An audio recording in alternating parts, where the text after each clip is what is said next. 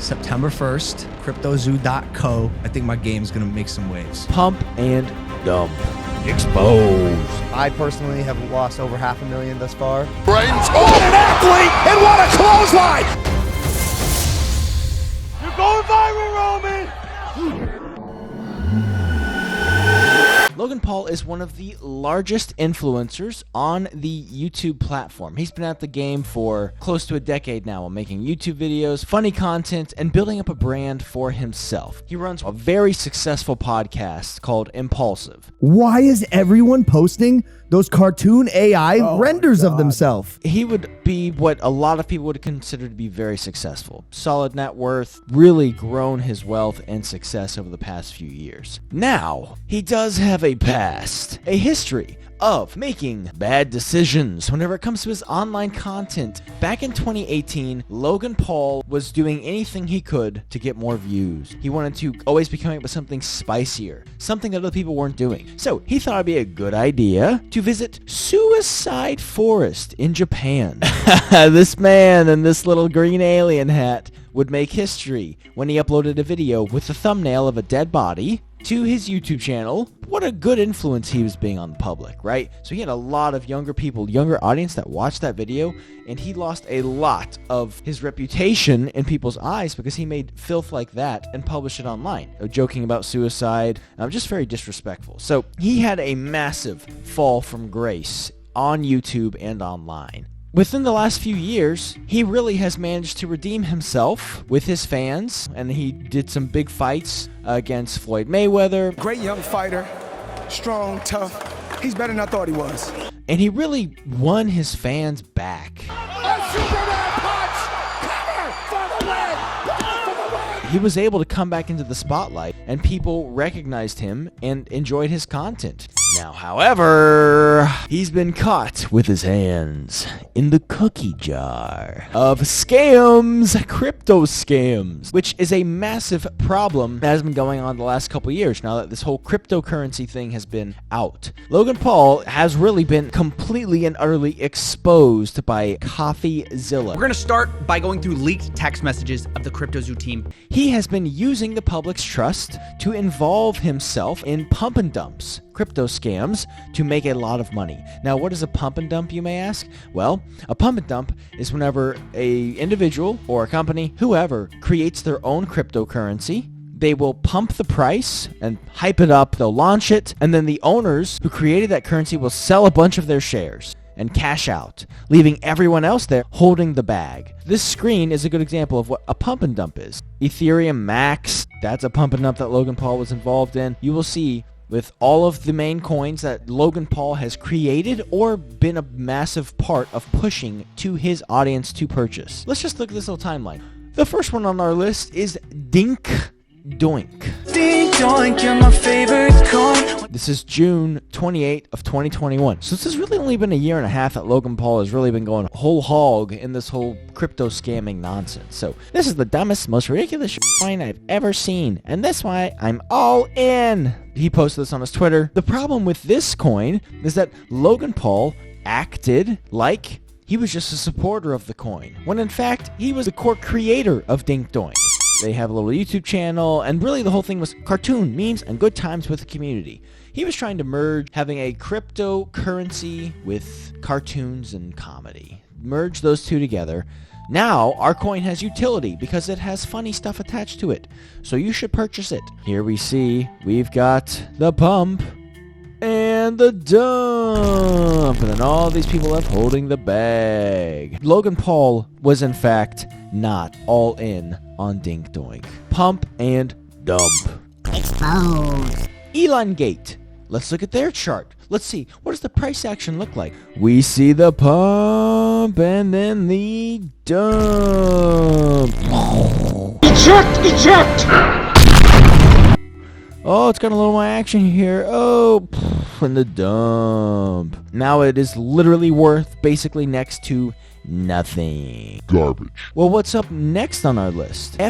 Elon. We see the pump and then the fat, stinky dump. All the way to the bottom of worth next to nothing. Are you seeing the trend here that Logan Paul really likes his pump and dumps? Also, Zach XBT did a lot of research on this as well. Logan Paul promotes another pump and dump.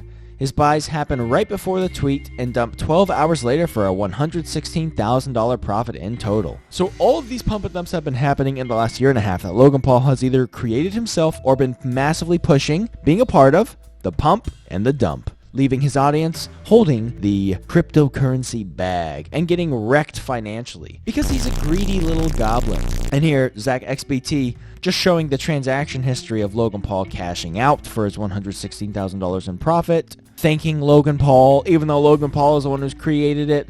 There's price action chart. Look at that fat pump and look at that fat dump.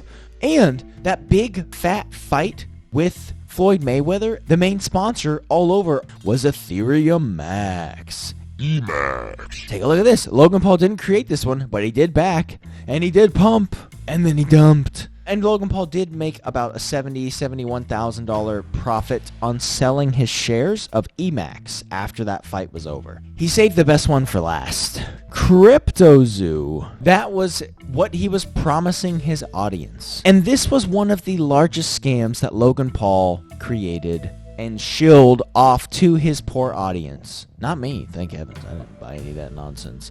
But so many people lost thousands, tens of thousands, hundreds of thousands, and ultimately millions of dollars on this failed fake project. Normally, you can see a person's true character whenever they're confronted. Whenever someone calls them out for their actions, you can see, amidst all this large investigation by Coffeezilla, Logan Paul has been blocking people on Twitter who have been confronting him about his CryptoZoo and all of his crypto scams over the past year and a half. And now, instead of Logan Paul facing the music and getting on calls with Coffeezilla to address any of these issues, Logan Paul has decided to block Coffeezilla on Twitter and several other large prominent figures that are in this guru exposing space where they give people like Logan Paul an opportunity to defend themselves, to give context. The crypto space is Not for kids. no. To give information so that way people can see what really happened. What is the truth? This is the response of Logan Paul to all of these massive trending videos on every single platform right now going up about Logan Paul's crypto scams. While I generally appreciate Steven's creative genius and exceptional work ethic, I mean that. This one is simply not true. When appropriate, all bad actors will be exposed, explained, and held fully accountable. I'll speak further on Impulsive January 3rd. He needs time to prepare what he's going to say, how he's going to answer for all of this. Now, Coffeezilla in his video has text messages directly from Logan Paul where he is colluding, basically conspiracy to manipulate the markets and a bunch of other crap, where Logan Paul is clearly being deceitful, clearly trying to pull the wool over his audience's eyes with CryptoZoo. Coffeezilla says 6 hours ago, I can't reply to Logan Paul directly because I'm blocked, but it's pretty wild to refuse to talk to me for months, refuse to address investors for a year and a half, and then when caught, Logan says he's going to expose bad actors. What does that even mean, right? Because if we look at all of the charts we've seen on the different crypto projects that Logan Paul's been involved with, clearly looks like he has been running pump and dumps. So, who are the bad actors here? Are the bad actors the investors? Are the bad actors the media that keep covering these stories and confronting Logan Paul about his pump and dump crypto scams? Well, I'm very interested to hear what he has to say for himself. Do you think Logan Paul is guilty of crypto scams? Do you think Logan Paul is the mastermind who's a greedy goblin who cannot get his grimy fingers off of his audience's money? What do you think's going on with Logan Paul? Mention in the comments below. I think he's a scumbag because he is making hundreds of thousands, if not millions of dollars every single month from having one of the most successful podcasts on the platforms that he's on, so much money in ad revenue, so much money from sponsorships that he has on his podcast. But he's still greedy enough to want to go take more money from his audience by doing these stinky crypto scams. Where will he draw the line? When will enough be enough? Is this the downfall of Logan Paul that we're about to see? The bigger they are, the harder they fall. I'm very interested to see what happens next. What do you think's going to happen to Logan Paul? Do you think Logan Paul is going to get wrecked?